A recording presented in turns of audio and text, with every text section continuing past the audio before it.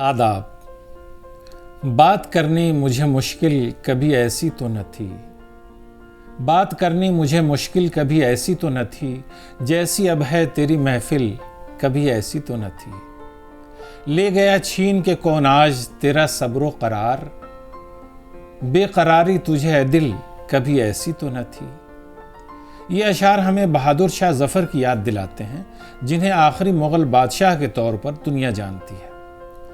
انہیں مئی مہینے سے خاص تعلق ہے کیونکہ وہ پہلی جنگ آزادی کے لیڈر تھے اور اس جنگ کا آغاز مئی کے مہینے میں ہوا۔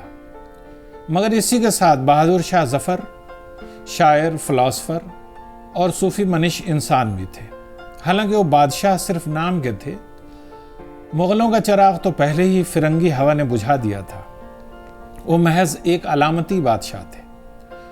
20 سال تک بادشاہ رہے، مگر سلطنت لال قلعے تک سمٹ کر رہ گئی تھی۔ انگریزوں سے پینشن پاتے تھے اور بچے بھی بادشاہ کی نہیں سنتے تھے۔ بہادر شاہ ظفر 24 اکتوبر 1775 عیسوی کو پیدا ہوئے۔ ان کا پورا نام مرزا ابو ظفر سراج الدین محمد بہادر شاہ تھا اور ظفر ان کا تخلص تھا۔ مغل خاندان میں پیدا ہوئے، لیکن بیشتر مغلوں کی طرح ان کی ماں لال بائی ایک راجپوت تھی اور بادشاہ پر ان کا اثر بھی تھا۔ بہادر شاہ ظفر نے اردو، فارسی اور عربی کی تعلیم حاصل کی تھی۔ انہوں نے فوجی تربیت بھی لی تھی اور پتنگ بازی میں بھی ماہر تھے۔ مشہور ہے کہ جمنا کنارے بادشاہ پتنگ اڑانے چلے جایا کرتے تھے۔ ظفر کی خاص دلچسپی شاعری میں تھی۔ وہ ایک قادر الکلام شاعر تھے اور ان کے ساتھ بیٹھنے والوں میں زیادہ تر لوگ لٹریچر سے تھے۔ اردو کے 2 سب سے بڑے شاعر ابراہیم خان ذوق اور اسد اللہ خان غالب تو ظفر کی شاعری پر اصلاح بھی دیا کرتے تھے۔ ان کا فطری رجحان سیاست سے زیادہ آرٹ و کلچر اور صوفیزم کی طرف تھا۔ یہی وجہ ہے کہ وہ کامیاب سیاستداں کے بجائے حساس سخنور لگتے ہیں۔ لٹریچر، تصوف، سنگیت اور دوسری کلچرل سرگرمیوں میں دل لگتا تھا۔ لگتا نہیں ہے جی میرا اجڑے دیار میں، کس کی بنی ہے عالم ناپائیدار میں۔ عمر دراز مانگ کے لائے تھے 4 دن، 2 آرزو میں کٹ گئے 2 انتظار میں۔ یہ اشعار بتاتے ہیں کہ حالات نے انہیں بادشاہ بنا دیا تھا، مگر وہ دل سے ایک درویش تھے اور وہ مولانا فخر الدین سے مرید بھی تھے۔ انگریزوں کو ظفر سے کوئی خطرہ نہیں محسوس ہوتا تھا، اس لیے انہیں بادشاہ بنایا گیا۔ حالانکہ ایک وقت وہ بھی آیا جب آزادی کے متوالوں نے انہیں اپنا لیڈر چن لیا اور پہلی آزادی کی لڑائی ان کے لیڈرشپ میں لڑی گئی۔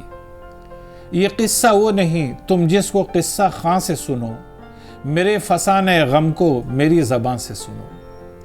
بادشاہ کا خیال تھا کہ کسی بھی حکومت میں تمام دھرموں کے ساتھ برابری کا برتاؤ کیا جانا چاہیے، اور اپنی حکومت میں انہوں نے دربار میں سبھی مذاہب کو جگہ دینے کی کوشش کی تھی۔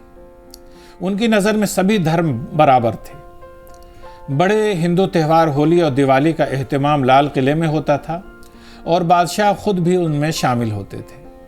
وہ ہندوؤں کے مذہبی جذبات کا بہت خیال رکھتے تھے، اسی لیے انہوں نے گوکشی پر پابندی کا اعلان کر رکھا تھا۔ ان کے زمانے میں دلی میں گوکشی نہیں ہوتی تھی۔ قلعہ معلیٰ یعنی لال قلعہ میں بادشاہ مشاعرے کا انتظام کرتے تھے۔ تمام بڑے بڑے شاعر اس میں شامل ہوتے تھے۔ اس موقع پر بادشاہ بھی اپنا کلام سناتے تھے۔ وہ مخمس، مسدس، قصیدہ، صحرا، دوہے، ٹھمری، گیت، قطعے، یہ سارا کچھ لکھا کرتے تھے۔ مگر عام طور پر ایسی غزلیں کہا کرتے تھے جن کا اثر آج بھی محسوس کیا جاتا ہے۔ تقریباً 200 سال گزر ہونے کو آئے، لیکن آج بھی ان کی شاعری میں وہی رنگ محسوس کیا جا سکتا ہے۔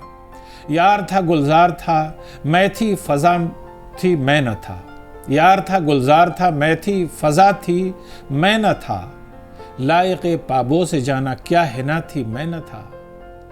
رنگون جلاوطنی کے دوران انہوں نے جو شاعری کی ہے اس میں درد کی انتہا ہے۔ نہ کسی کی آنکھ کا نور ہوں، نہ کسی کے دل کا قرار ہوں، جو کسی کے کام نہ آ سکے میں وہ ایک مشت غبار ہوں۔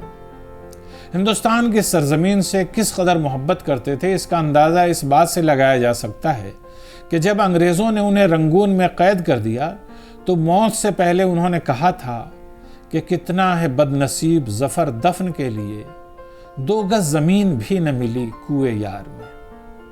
خدا حافظ۔